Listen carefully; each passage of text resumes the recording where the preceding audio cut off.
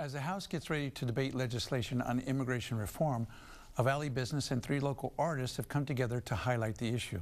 We'll talk to some of the people involved with this in a moment, but first, here's a look at some of the artists' work that is being called reform art.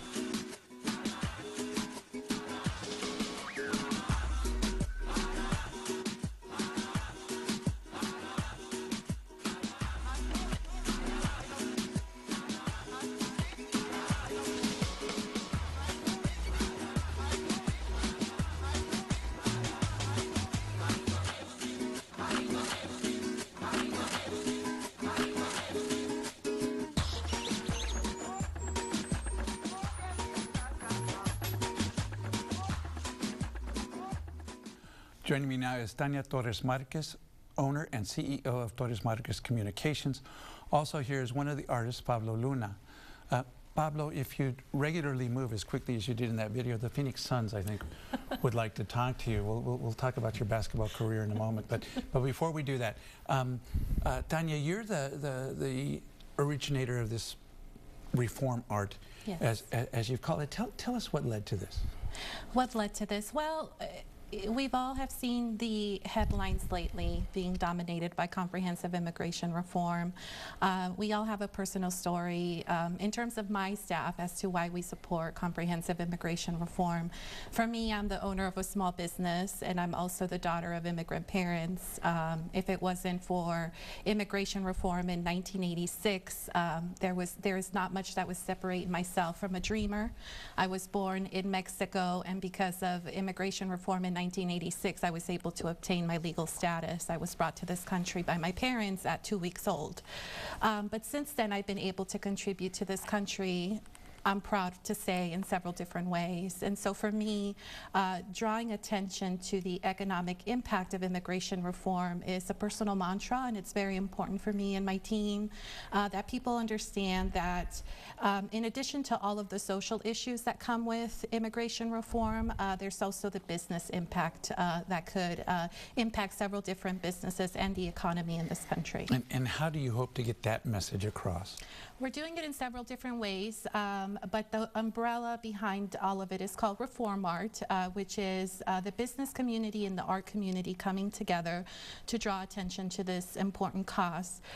Torres Marquez Communications is the brainchild behind this concept. We are having ads in different publications, encouraging people to call their elected officials in support of this issue. But the one unifying message is that comprehensive immigration reforms, when you look at the numbers add up. If provided a path to citizenship to 11 million undocumented immigrants, it would provide a cumulative $832 billion over the next 10 years to this country. As those 11 million continue to earn more wages, they're going to spend more money on cell phones, more money on cars, more money on homes, and that in turn strengthens an economy, and it also strengthens several different businesses in this country. So it makes sense from a business perspective. Why art as a means of communication? You know, there's the old adage that art, that a picture's worth 1,000 words, and in this case, a picture is worth the plight of 11 million, in my view. Art is, it's a subjective art form, but it's also a way to tell the story that can become complicated, but it is a platform that we're using to tell this important message of the economic impact of immigration reform. And you selected 3 local artists to communicate this message. That's correct. correct. We are very lucky to be working with 3 renowned Latino artists, which are Lalo Cota, Tato Caraveo, and we have with us here Pablo Luna. They have a great following. You'll see a lot of their art throughout the city. They all have very fascinating backgrounds themselves, and they have themselves contributed a lot to this country as well. Pablo, let's talk about the work that you did, but first of all, your own interesting story and why this is an issue of importance to you. Well, yeah, it's important to me because my father is actually an immigrant himself, moved here from Torreon, Mexico, and he's also a small business owner before, and you know, growing up in my family, we grew up more of the Mexican side versus your mother's American. My mother's is Irish, Polish, yes, and but we all had to even live in Mexico for a little while so my dad could get, you know, his papers fixed and things. But basically, just my whole life has been based on like more of a Latino Mexican, you know, nationalist kind of approach, things like that, you know. So let's talk about what you were trying to show in the one piece that we had. You moving around so quickly on the screen of the video, but I think we've got a still picture of that so people won't have to. Yeah, that was probably a speed camera. I'm not really that fast. You think so? Okay, all right. Well, forget about the Phoenix Suns. It was hot though. We'll get a picture of your mural on the screen. That's you working on it right there. Tell us what you were trying to do. What do the images mean? Well, I was trying to, in my way, I was trying to paint something that would incorporate both, you know, the Mexican people and the people of America, and that's why I used the green birds, the quetzals, to represent Mexico, and then I had the blue jays, which is a traditional Mexican bird. Yeah, traditional Mexican bird, and then the blue jay for the American bird, which is an iconic symbol in America also, and you know, in the center I have the hands that represent, like, you know, struggle from both sides. They both equally want to work hard and, you know, go for that dream. And I have the sun up there, kind of like the Aztec style sun and the regular sun, which is, we all share the same sun. So you're showing a real merger of cultures. Yeah, like. Give us your thoughts on a couple of the other pieces by your fellow artists. We have one from Tato Caraveo that has 2 very prominent historical figures in Mexican and U.S. history, and on the left it's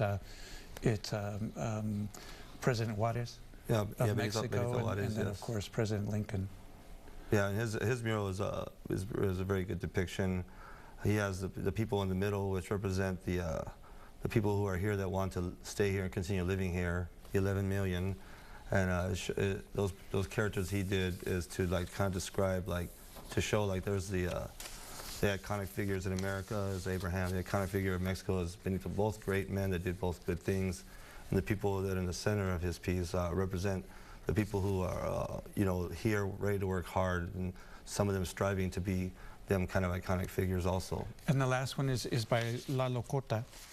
And give us your thoughts on that particular piece. His piece, I like it too, because it has the hands. It represents like the hardworking immigrant, the hardworking man, and it has the, you know, it also symbolizes kind of like praying to be like an American citizen someday. It's got the flag in the background, and it has you can see the silhouette of the family, you know, all holding hands. Maybe, so as if these people are crossing the border. Yeah, maybe they're crossing, maybe they're just standing somewhere, but it's to convey that idea, that message that, you know, these are humble people that just want to make a meager, you know, a life, get ahead in the world, you know, and that's all they want. They don't want to be, you know, they don't want to cause trouble. They just want to be here. Tanya, when you do these events, and as I understand what you've done is you've had the artists actually work on these events in public places, the pieces themselves are going to be on display in your office building, right? Yes, they are on display during the rest of the summer. We do anticipate a lot of debate coming up in the House on comprehensive immigration reform. So this artwork, in addition to other artwork, will be on display at 6th Avenue Gallery, which is located on the basement level of Torres Marquez Communications, and it's located on 6th Avenue in McKinley. So people are welcome to give us a call and we can set up private tours.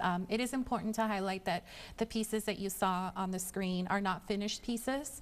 Those were unveiled just this last Friday during an art exhibit. So if you'd like to see the final artwork, please give us a call. And there are a total of 6, as I understand. There's 6 a total pieces. of 6 pieces. Let me ask you this.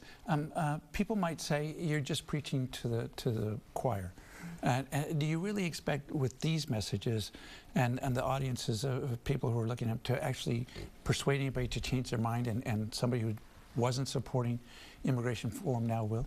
That's a great question. I have the reason why we decided to do this in the first place is because the economic impact message, I feel, has not gotten enough of a play. In talking to non-Latinos and talking to other small business owners, they really had no idea what about these numbers. So They even had though no you idea. may be preaching to the converted, you're giving them information that they can then use. Exactly, that they could then educate others and make others aware. And on that note, we're going to have to end our interview. We're out of time, but thank you both for joining us Thank you. on Horizonte. That is our show for tonight. From all of us here at Horizonte, I'm Jose Cardenas. Have a good evening.